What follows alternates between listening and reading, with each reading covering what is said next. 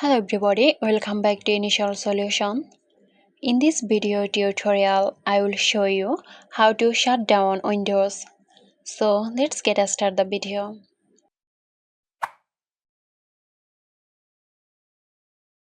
At first, click the Start menu in the bottom left corner of your screen. Now you have to click the power icon in the bottom right corner of the menu. Then you need to select Shutdown. Your PC will begin powering off right away. So that's it. I hope this video helped you out. Stay tuned for more helpful tutorials here at Initial Solution.